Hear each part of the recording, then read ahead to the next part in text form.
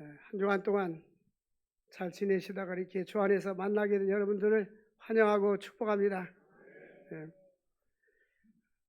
오늘은 참된 행복자라는 제목으로 말씀을 전하겠습니다. 마태복음 5장 1절로부터 12절까지 예수님께서 팔복의 말씀을 전하셨는데요.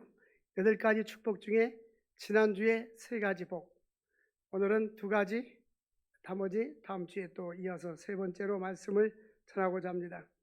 말씀을 전하기 전에 우리 영상 사진 하나 보고 말씀을 전하도록 하겠습니다. 바로 이스라엘에는 마사다인데요. 이 마사다가 항공에서 찍은 사진입니다. 사진으로 보면 작아 보이는데 대단히 높습니다. 높고 바위로 된 저런 산입니다.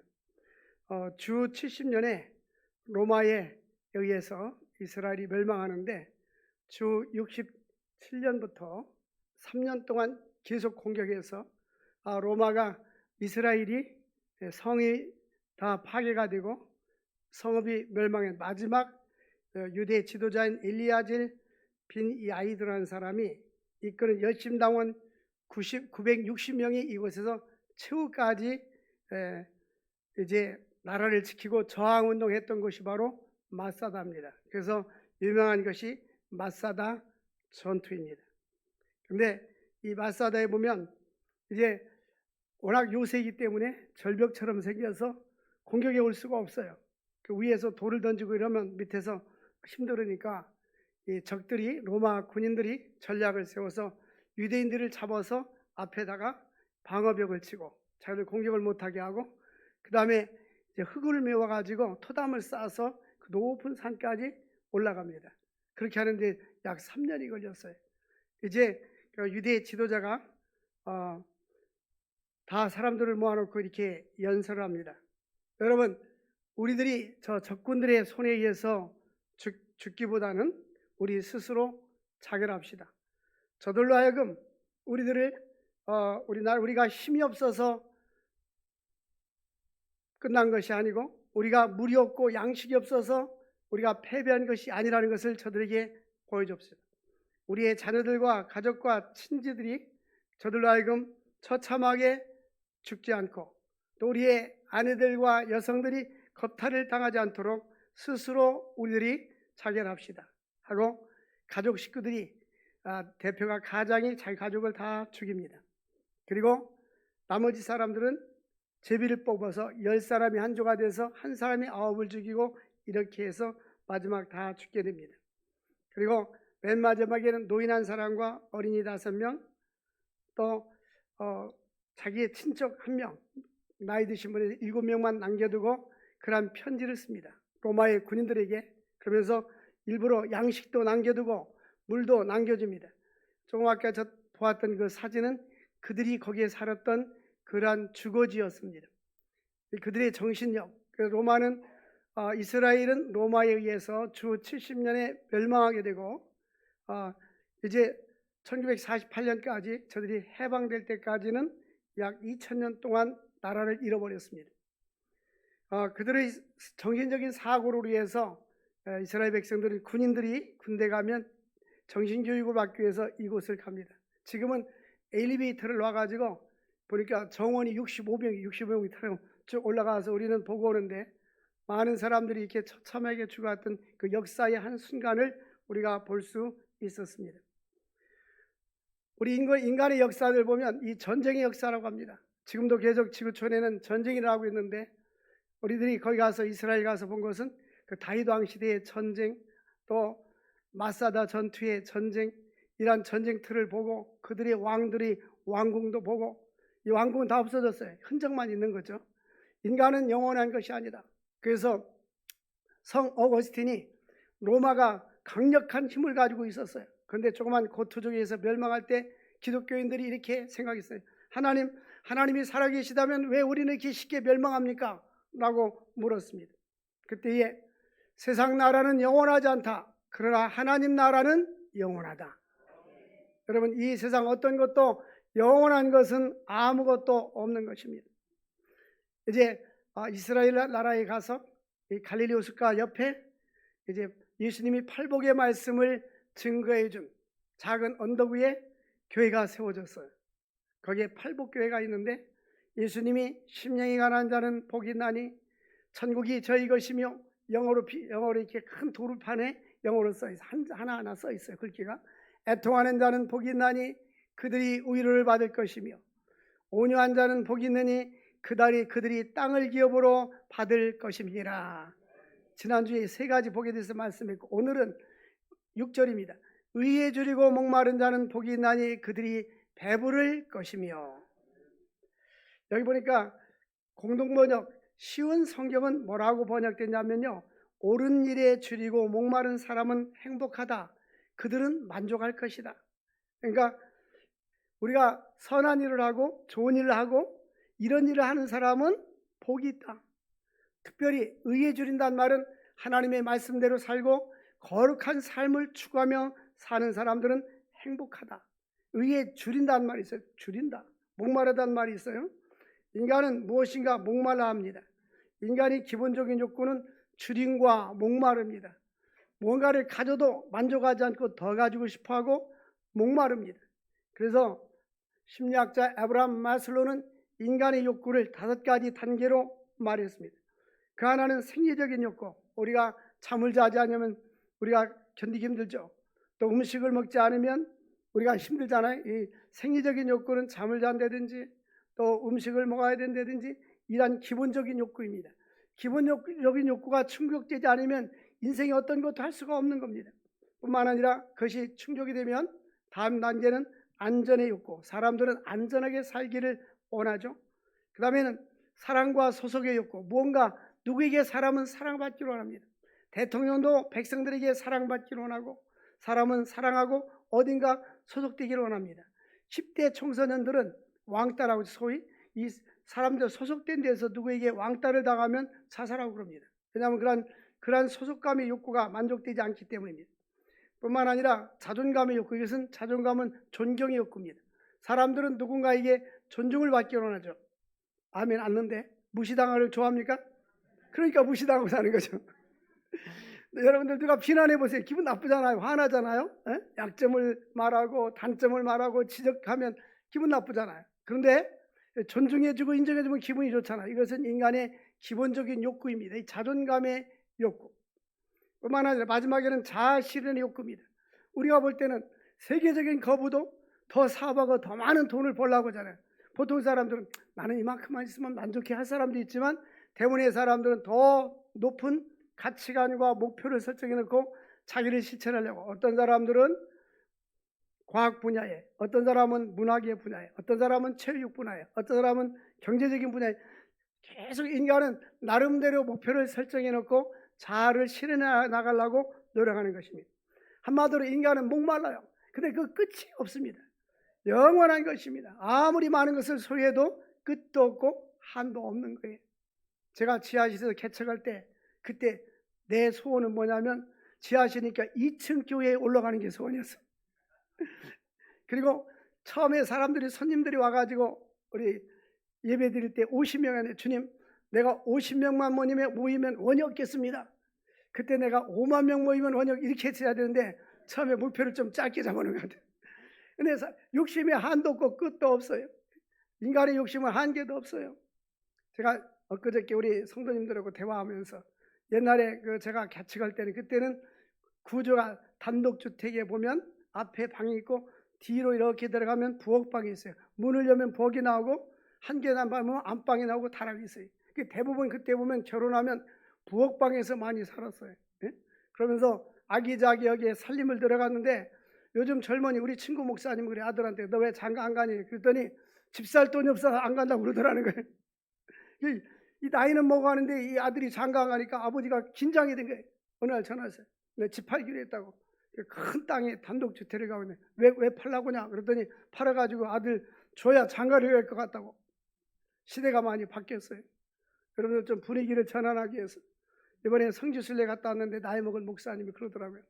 부모가 재산이 많은데 자녀들에게 물려주지 않으면 쫄려 죽는데 쫄려. 절반 주면 절반 쫄려 죽는데 다 주면 굶어 죽는데 시대가 많이 바뀌었어요. 절반만 쫄려주고세요. 어차피 쫄리는 거. 우리 인간의 욕구는 한이 없어요. 그래서 의에 줄이고 목마른 자는 복이 있다.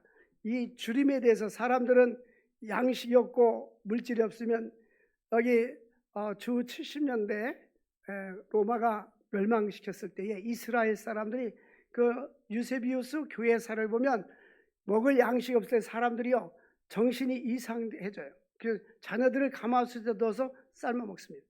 2차 세계대전 때 사람들이 전쟁할 때에 인육신 군인들이 먹을 거 없을 때 죽은 시체를 먹었단 말이에요.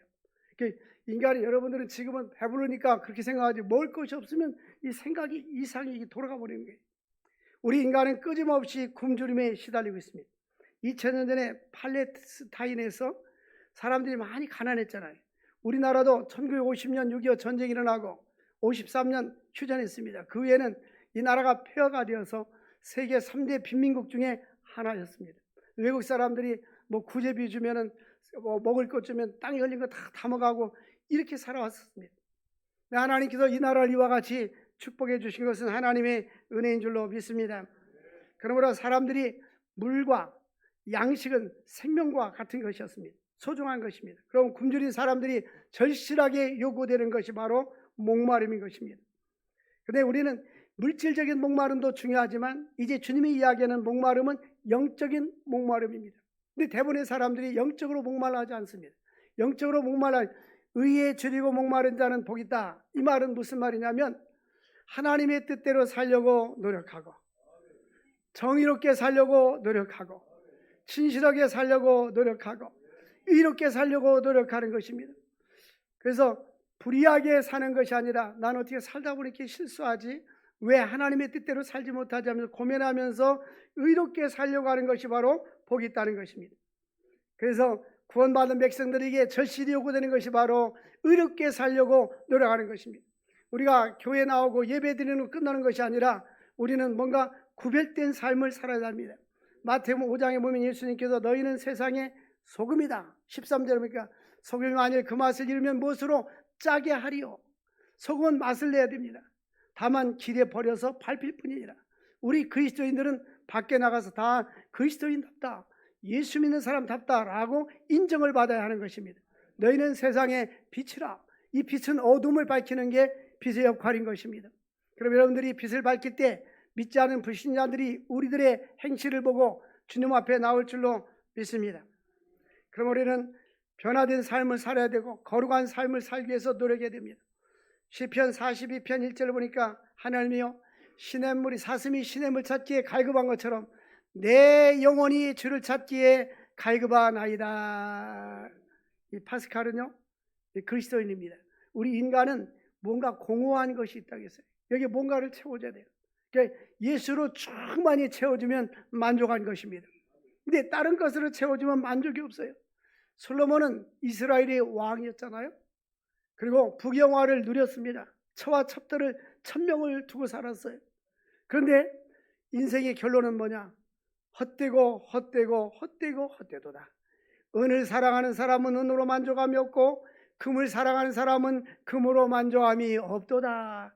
이 세상 모든 것을 우리에게 참된 만족을 주지 못합니다. 우리의 마음속에 하나님으로 예수 그리스도로 충만히 채워질 수 있기를 원합니다. 그러면 본문에 나와 있는 의를 찾는 자들, 의에 줄이고 목마른 자는 복이 있다고 했는데 구체적인 의는 뭐냐? 하나는 윤리적인 측면입니다. 기독교 윤리적인 측면에서 하나님의 말씀의 법도에서 살려고 노력하는 것, 성경 말씀대로 살려고 진리대로 살려고 노력하는 것입니다. 또 하나는 이 땅의 윤리가 땅에 떨어지고 세상이 많이 타락하는 이 시대에 살면서 의롭게 살도록, 거룩하게 살도록, 진실하게 살도록 노력하는 것입니다. 잠언 10장 2절에서 3절 한번 같이 읽어보겠습니다. 시작. 불의의 재물은 무역하여도 공의는 죽음에서 건지느니라. 여호와께서 영혼을 주지 않게 하시나 악인의 소득은 물리치시느니라. 하나님은 우리가 재물을 볼 때도 합법적으로 불의의 재물은 하나님께서 기뻐하지 않는다라고 말씀했습니다. 그래서 우리는 의롭게 사는 사람들은 정직하고 진실하게 살아야 될 것을 말씀하고 있는 것입니다. 뿐만 아니라 자신들이 죄성을 느끼면서 정의롭게 살지 못하는 것에 대해서 안타까워해야 되는 것입니다. 이런 사람들이 의에 줄이고 목마른 자들인 것입니다. 그리고 오직 하나님을 추구하는 자들입니다. 우리 여러분 그런 기도를 한번 해주십시오. 하나님, 내가 공의롭고 진실하게 거룩하게 살기를 원합니다. 내 영혼이 깨끗하기를 원합니다. 하나님 앞에 사람 앞에 흠잡을 수 없을 만큼 정직하고 진실하게 살기를 원합니다. 이렇게 거룩된 삶을 살 수 있기를 원합니다. 그럼 의에 줄이고 목마른 자는 복이 있나니, 성경은 뭐라고 말했어요? 그들이 뭐 할 것이요? 배부를 것이요. 줄인 자들에게 배부를 것이다. 이 배부름은 영적인 배부릅니다. 하나님께서 영적으로 저들의 삶을 오히려 풍족하게 해주시고 차고 넘치는 은혜를 주신다고 말씀했습니다. 마태복음 14장 20절 보니까 하나님께서 5,000명이 빈들에 있을 때에, 예수님께서 먹을 것이 없을 때에 보리떡 5개와 물고기 2마리를 가지고 축사하신 후에 이제 배불리 먹고 나서 얼마큼 남았더라? 12바구니에 남았더라. 예수님은 요한복음 6장 27절에 썩을 양식으로 위하여 일하지 말고 영생하도록 있는 양식으로 위하여 하라. 물론 우리가 직장 다니지 말고 농사 짓지 말라는 이야기가 아닙니다. 우리의 관심은 먹는 것을 초월해서 더 영적이고 거룩한 것에 관심을 가지고 살라는 말씀인 것입니다. 하나님의 성령으로 충만하게 되기를 원합니다. 성령의 임재 속에서 하나님의 성품을 닮아가는 자가 될 수 있기를 원합니다. 우리 주변에 보면 이렇게 이런 모델이 되는 사람들이 많아요. 오늘 오후 4시 반에 앞에 현수막에 붙어 있는 대로 아프리카의 섬나라의 마다가스카르에서 선교 사역하는 그 젊은 부부들이 이제 와서 그 학생들 데리고 와서 공연을 합니다. 그런데 그 아프리카의 음악학교를 세웠어요. 이분이 신학대학교 신학과 출신인데 또 하나는 성악과 출신이고, 그래서 제가 물어봤는데 한 20명 정도 이렇게 인도해가지고 한국에 나오려면 항공료가 많이 들 텐데 그 어떻게 해서 왔습니까? 물었더니 자동차 2대 있었던 걸 다 팔았대요. 자동차 2대를 팔고 또 한국에서 일부 후원 받아가지고 데리고 왔다는 거예요. 그러니까 이 믿음 있는 사람들은요, 자신 나누어서가 아니라 자기들이 가르치는 제자들에게 또 다른 나라와를 보여주고 꿈을 심어주고 비전을 심어주기 위해서, 아프리카에서 이런 나라를 온다는 게 쉬운 일이 아니에요. 뭐 비행기 표 끊는다는 것은 꿈도 꾸지 못할 일입니다. 인도에 우리가 고아원을 세웠지 않습니까? 그 교회가 있는데 150명 모여서 예배 드리는데 한 주일 헌금이 2만 원 정도, 우리나라 돈으로 2만 원 정도. 그러니까 얼마나 생활이 어려워요. 한국에 온다는 걸 꿈도 못 꾸죠. 그래서 지난 주일날 표를 끊어서 항공 티켓을 끊어서 보내줬어요. 그분하고 그분 따르고 올 겁니다. 근데 이분들은 다 자기의 삶을 얼마든지 재주가 있고 능력이 있지만 그런데 자기의 에너지를 쏟지 않고 복음을 전하고 약한 자를 돕고, 빨리빨리 아멘 해야죠. 할렐루야. 자기들은 못 오면서 아멘이라도 해야지. 약한 자를 돕고 선한 사업에 힘쓰고, 만약 우리가 거기 가서 그 일 한다면 얼마나 날씨도 덥고 힘들어요. 가난한 나라에서 여러 가지 환경과 조건이 맞지 않는데, 그러죠? 그런데 그들이 우리를 대신해서 해주니까 우리는 제가 볼 때요, 제일 쉬운 게 돈으로 돕는 거예요.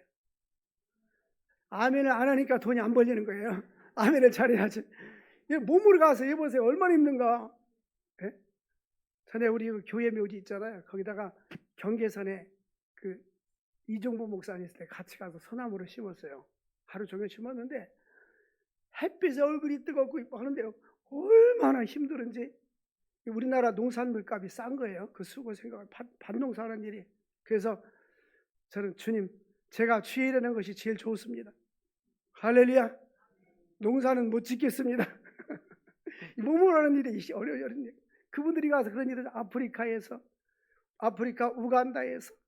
그래서 이제는 우리가 그런 데 더 관심을 가지려고 금년도에 이제 새해 2024년도 8월 음력으로 8월 달 추석 연휴 때는 아프리카 우간다 가기로 그분하고 약속을 했어요. 그리고 2025년도 구정 때는 왜냐하면 직장 다니는 사람 연휴를 좀 덜 쓰게 하기 위해서, 연차를 덜 쓰게 해서 구정 때는 여러분들도 귀로만 듣던 그 성지순례, 이스라엘이나 요르단이나 아니면 그 터키라든지, 요즘 튀르키예로 바뀌었습니다. 그 다음에 이집트라든지 한번 같이 가봐야 되겠어요. 같이 갈 수 있기를 바랍니다. 어쨌든 우리는 썩을 양식을 위하여 일하지 말고 영생하도록 하는 양식을 위하여 일하라. 어저께 파키스탄 목사님을 두 번째 만났어요. 제가 우리 그 학생들, 젊은 사람들 영어 교육을 교회 영어 예배도 드리고 하려고 서울 한영대학교 국제학부에 연락을 했더니 그 교수님한테 연락했더니 인터넷에 올려서 두 사람이 찾아왔어요. 한 사람은 인도 목사님이고 한 사람은 파키스탄 목사님인데, 그 파키스탄 목사님이 10년 전에 한국에 오셨어요. 와가지고 이제 쭉 대화를 나누는데 아들 하나, 딸 하나, 또 아들 하나 해서 2남 1녀예요. 근데 큰아들은 뭐냐고 물었더니 공장에 가서 일하다가 손가락이 잘렸대요. 그래서 더 이상 어디 일할 수 있는 일을 못하고 지금 놀고 있는 거예요. 누가 손가락이 없는데 일을 안 써주잖아요. 그 딸은 동국대학교 생명공학과를 다니고 있고, 막내 아들은 국제학부 인터내셔널 고등학교 1학년을 다니고 있더라고요. 그 당신은 뭐냐니까 이러다가 허리 아파서 못한대. 파키스탄에서 대학 나와가지고 병원에서 근무하고요. 닥터 의사는 아닌데 의사와 옆에 같이 일을 하고 페이도 많이 받고 했는데, 예수를 믿으니까 무슬림 나라에 있다 보니까 너무 불편하다라는 거예요. 그래서 한국에 와서 친구들이 너 왜 그렇게 바보짓 하느냐. 근데 이제 본인이 다시 파키스탄에 가서 알코올 마약 중독자들 치유하는 사역을 하려고 한다는 거예요. 근데 본인이 예수 믿는 것은 막지 않아요. 그 나라도 전도하는 걸 막죠. 그러면서 어저께 중요한 이야기를 나한테 했어요. 나는 하나님 나라 비전을 위해서 갑니다. 돈보다도 물질보다도 나는 하나님 나라에서 사람들을, 병든 자들, 약한 자들, 알코올 중독자들, 마약 중독자들, 너무너무 노숙자들이 많은데 파키스탄으로 돌아가서 그 일을 하려고 합니다. 그래서 한국에 와서 트리니티에서 양대종 햇불회관에서 장학금을 줘서 3년 동안 신학대원을 하고, 그 다음에 지금 서울 한영대학교 박사과정을 공부하고 있어요. 여러분, 우리는 좋은 환경에서 살고 있지만 너무나 자기중심적으로 인생을 살고 있지 않습니까? 우리는 어떻게 하면 내가 거룩하고 의롭게 살 수 있을까? 의를 행하는 자가 복이 있나니 저희가 배부를 것이며. 그래서 우리 교회에서 주일날 10월 달부터 주일날 오후에 당신이 할 수 있는 일이 뭐냐? 그랬더니 파키스탄하는 사람들 모아놓고 예배를 드리게 돼요. 지금 이미 안산 지역에서 주일날 오전에 계속 이런 사역을 하고 있는데 우리 교회에서 하기로 해요. 영어 예배도 하고 같이 하기로 했어요. 옆에 있다 그 아내가 되시는 분이 제가 파키스탄 사람들 오면 입에 맞게끔 음식을 자기가 준비해서 해주겠다 그러더라고요. 그래서 그 모든 식자재는 우리가 제공해주겠다. 그러니까 너무 좋아하는 거예요. 그래서 우리가 외국에 선교도 하고 선교사도 파송할 수도 있는데 이분을 우리 교회의 선교사로 생각하고 교회에서 대접도 해주고 여러 가지 지원해 주려고 합니다. 그 자녀들에게는 장학금도 일부 지원해주고. 여러분, 우리들은 하나님이 기뻐하는 일을 계속 해나가야 하는 거예요. 이 땅에 우리가 교회가 이 땅에 존재하는 이유는 우리끼리 예수만 믿고 천국 가는 것이 아니라 하나님의 선한 일을 위해서 쓰임 받아야 될 줄로 믿습니다. 두 번째는 긍휼히 여기는 자가 복이 있다. 따라서 합시다. 긍휼히 여기는 자가 복이 있다. 예수님 당시에 로마 제국이 주변 나라를 다 점령했습니다. 강력한 힘을 가지고 있었어요. 그때 로마 제국 사람들은 정복하고 무력을 가지는 것이, 용기를 가진 것이 굉장히 존중받고 많은 사람에게 인정받는 것이라고 생각했습니다. 당시 로마 시대에는 그래서 종들이 많이 있었는데요. 인구의 3분의 1이 종이었어요. 이러한 시대적인 상황 속에서 예수님은 긍휼을 베풀어라, 약자들에게 긍휼을 베풀라는 것입니다. 마태복음 5장 7절에 쉬운 성경은 자비를 베푸는 사람은 행복하다. 그들은 자비를 입을 것이다 라고 되어 있습니다. 로마 시대의 종들은 신분이 어땠냐면 이 종들은 주인의 소유물이었어요. 어느 문헌을 보니까 한 조각의 종이 쪽지와 같다고 했어요. 나무 조각으로 취급을 받았습니다. 그리고 법적으로 시민권이었고 노예 신분이었습니다. 시장에 나가서 돈으로 사고 팔았어요. 일을 잘하게 생기고 힘 있는 종들은 좀 값이 비싸고 그렇지 않은 사람은 값이 쌌습니다. 이 법적으로 그들은 결혼도 못하게 됐어요. 근데 결혼을 했습니다. 그러나 그들이 문제가 있을 때는 법적으로 그들을 이제 제어하기 위해서 그러한 법을 만들어놨습니다. 그래서 이 종들은 주인에게 무참한 처벌을 받기도 하고 때로는 살해를 당하기도 했습니다. 이러한 시대 속에서 예수님은 그러한 약한 자들을 향하여서 긍휼을 베푸는 자가 복이다. 이 긍휼의 의미는 뭐냐면 다른 사람들의 처지를 깊이 이해하고 내가 그 입장에 서서 공감하고 그들의 상처와 슬픔과 아픔을 함께 느껴주는 것입니다. 마치 엘리베이터를 타고 지하층까지 내려가는 것처럼 상대방의 마음까지 깊이 가는 거예요. 우리는 인간과의 관계 속에서 또 대화를 할 때 또한 상담을 할 때 이럴 때 상대방의 입장을 많이 헤아릴 줄 알아야 됩니다. 근데 보통 우리 한국 사람들은 상대방이 말하기 전에 먼저 자기가 말할 생각을 하고 일방적인 대화를 많이 합니다. 그래서 이 코칭하는 사람들이 우리 한국 사람들은 95%가 코칭 대화를 하지 못한다. 그 이유는 그런 대화를 배우지 못했기 때문이다. 코칭 대화는 뭡니까?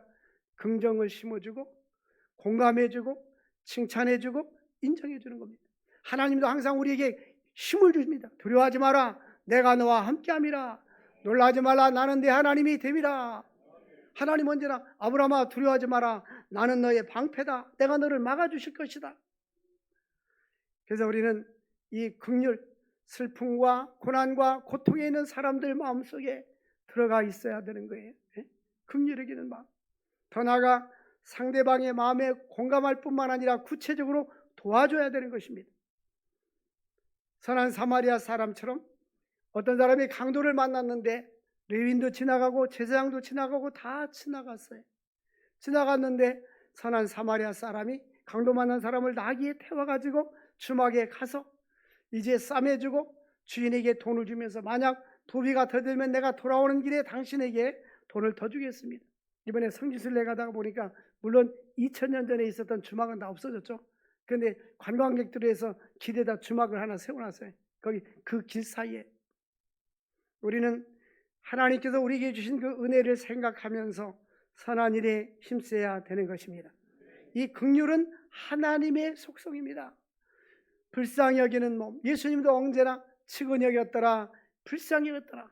우리는 예수를 믿는 사람들은 죽으면 천국 간다는 확신이 있잖아요. 그죠?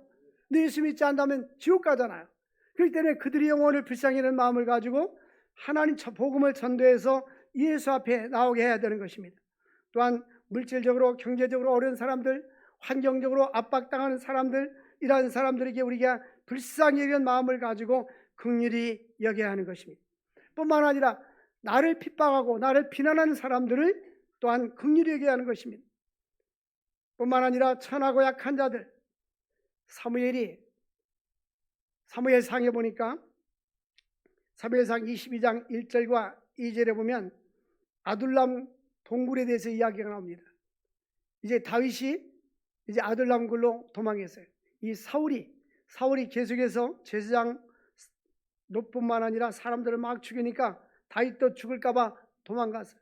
도망갔는데 아둘람 굴에 있을 때 누가 찾아왔냐면 따라서 합시다. 환난당한 자, 빚진 자, 원통한 자.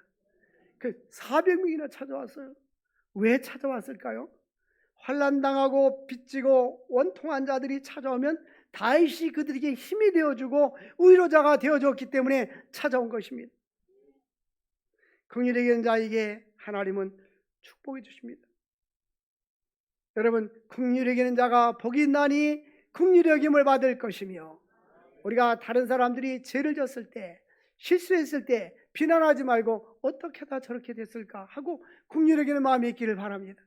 가난하고 병들고 약한 자들에게 긍휼히 여기는 마음을 가지고 우리가 도울 수 있기를 원합니다. 이렇게 긍휼히 여기는 사람은 하나님도 그를 긍휼히 여겨 주시겠다. 긍휼히 여기는 자는 긍휼히 여김을 받을 것임이라 말씀해 주셨습니다. 주님께서 주시는 긍휼, 디모데전서 1장 2절 보니까 이 긍휼은 하나님이 주시는 것입니다. 믿음 안에서 참 아들 된 디모데에게 편지하노니 하나님 아버지와 그리스도 예수 우리 주께로부터 은혜와 긍휼과 평강이 되게 있을지어다. 이게 하나님 우리에게 주시는 것은 은혜도 주시고 긍휼도 주시고 평강도 주시는 거예요. 너희 안에 이 마음을 품으라 곧 그리스도의 예수의 마음이니. 여러분, 우리 마음속에 긍휼을 달라고 기도할 수 있기를 원합니다. 저녁마다 목사님들이 모여서 기도해야 하는데 어떤 목사님이 나보고 그러더라고요. 우리 송 목사님은 긍휼이 많은 것 같아요. 긍휼이 많은 것 같은 게 아니라 긍휼이 많다고 말해주세요. 여러분, 약한 자들 보면 돕고 싶지 않아요? 어려운 사람들 보면 돕고 싶지 않아요? 그죠? 네? 그게 긍휼의 마음이에요. 여러분, 우리에게는 긍휼의 마음이 있어야 되는 것입니다. 잠언 19장 11절에 보니까 노하기를 더디하는 것이 사람이 슬기요 허물을 용서하는 것이 자기의 영광이다. 따라서 합시다. 허물을 용서하는 것이 자기의 영광이니라. 다른 사람의 약점과 허물을 보고 말하고 싶고 다른 사람한테 알려주고 싶고 그것은 영광이 아니에요. 허물을 덮어주고 용서해주고 또 그것이 바로 자기의 영광인 것입니다. 우리가 신앙생활하고 예수 믿은 지가 5년, 10년, 20년 됐다면 우리의 신앙과 인격이 변화되어야 하는 것입니다. 보면 그 선교 훈련원에 입소할 때에 거기에 추천서가 들어갑니다. 추천서 들어갈 때 담임 목사님 추천서 거기에 보면 어떤 질문이냐면 그 사람에 대해서 쭉 질문사항이 나오는데 거기에 이런 질문이 나옵니다. 이 사람과 함께 사역을 하면서 더 사역을 하고 싶은지 아니면 이 사람하고 사역하면 불편한지 이 사람은 사역하고 안 하고 싶은지 다른 말로 말하면 이 사람은 호감이 가는 사람인지 호감이 비호감인지 그걸 체크하라는 거예요. 여러분, 주변 사람들에게 함께 있고 싶은 사람, 가까이 가고 싶은 사람, 만나고 싶은 사람, 그리운 사람이 될 수 있기를 바랍니다. 그 유익이 될 수 있는 그리스도인이 될 수 있기를 주의 이름으로 축원드립니다. 그러므로 긍휼을 베풀어 주시는 주체는 하나님이십니다. 하나님께서 우리들에게 우리 긍휼을 베풀었기 때문에 우리도 다른 사람을 긍휼을 베풀어 줘야 하는 것입니다. 마태복음 6장 14절 15절을 우리 함께 읽어보겠습니다. 시작. 너희가 사람의 잘못을 용서하면 너희 하늘 아버지께서 너희 잘못을 용서하려니와 너희가 사람의 잘못을 용서하지 아니하면 너희께서도 너희 잘못을 용서하지 아니하리라. 여러분, 우리 그리스도의 기독교는 용서의 종교예요. 예수님이 십자가에서 우리 죄를 다 용서해 주었습니다. 예수님이 우리에게 말씀합니다. 아버지여 저들의 죄를 용서하여 주시옵소서. 아직까지도 부부 사이에도 용서하지 못한 일이 혹시 있습니까? 또 직장에서 주변 사람들과 용서하지 못한 사람이 있습니까? 먼저 찾아가서 용서할 수 있기를 바랍니다. 잘못한 거 있을 때 용서를 받을 수 있기를 바랍니다. 우리 아프리카 선교사님, 우간다 선교사님이 남편 선교사님이 뭐라고 말하냐면 자기는 자기 아내에게 모든 걸 다 해준다는 거예요. 알파부터 오메가까지 ABCD, Z까지 다 해준다는 거예요. 그러면서 또 자기가 말하냐면 그런데 하나가 빠졌다고 하는데 자기 아내가 H가 빠졌다. H가 뭐냐? 허트, 마음이 없다. 마음이 없다. 이제 제가 무슨 얘기를 하니까 그 얘기를 했어요. 제가 러시아에 갔을 때 우리에게 왔던 그 선교사님하고 어디를 갑니다. 선교사님이 차를 가지고 막 운전하고 내가 앞에 타고 사모님이 뒤에 타고 갑니다. 그래서 대화하면서 자기가 사모님한테 얼마나 잘해주는지 모른다고 있으니까 뒤에 사모님이 당신은 내 마음을 몰라요. 당신은 내 마음을 몰라요. 여러분, 진정한 마음을 하나님께 드리고 가정에서도 여러분의 사랑하는 마음을 드리고 사랑하고 긍휼히 여기는 마음이 있기를 바랍니다. 감사하는 마음이 있기를 바랍니다. 지구상에 수많은 사람이 있는데 당신 나에게 결혼해줘서 고마워. 이게 아멘 안네. 오전에 싸우고 왔나 봐 다들. 우리 자녀 함께 있어줘서 고마워. 힘 있어. 너무 우리에게는 이 가족이 있다는 게 얼마나 감사해요. 우리는 가까운 사람도 사람이 겉으로 볼 때는 돈 잘 벌고 폼나게 사는 것 같지만 다 긍휼이 필요한 사람들이에요. 예? 우리 후배 한 사람이 미국 유학 가서 큰 교회 담임 목사로 갔는데 이번에 성지순례 돌려가면서 설교하는데 부교역자 때는 느끼지 못했는데 외롭습니다. 이 사람은 지도자는요 때로는 외로울 때도 있는 거예요. 여러분에게 오늘 긍휼의 마음을 달라고 기도하고 언제나 이제 다른 사람을 사랑하고 용서하고 포용하고 예수의 사랑을 증가하며 살 수 있기를 주의 이름으로 축복합니다. 기도하겠습니다. 하나님 아버지 감사합니다. 긍휼히 여기는 자에게는 긍휼히 여김을 받는다 했는데 주님 저희들 사랑의 마음을 주시고 긍휼의 마음을 주옵소서. 의를 위하여 목말라하며 갈급하는 자들 될 수 있도록 은혜와 축복 나리워 주시옵소서. 예수님의 이름으로 기도합나이다. 아멘.